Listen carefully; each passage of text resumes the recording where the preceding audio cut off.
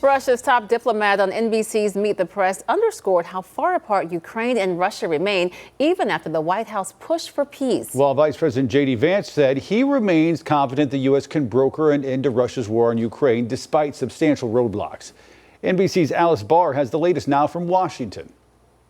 Hi there. On the same day that Ukraine celebrated its Independence Day, Russia's foreign minister put a damper on hopes for a leaders' summit and a swift end to the punishing war brokered by the U.S.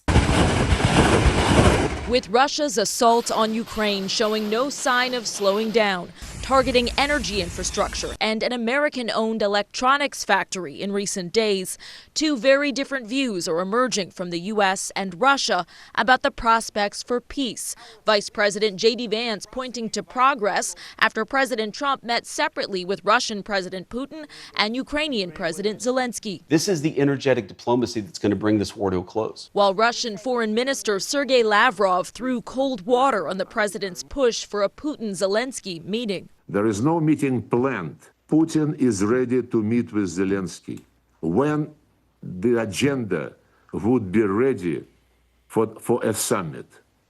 And this agenda is not ready at all. Lavrov noting that key issues, including security guarantees for Ukraine and disputes over territory, remain unresolved. Zelensky said no to everything. How can we meet with a person who is pretending to be a leader? Vice President Vance asked on NBC's Meet the Press whether Russia is stringing President Trump along. No, not at all, Kristen. I think the Russians have made significant concessions to President Trump for the first time in 3.5 years of this conflict. The president again weighing Russia sanctions. Massive sanctions or massive tariffs or both?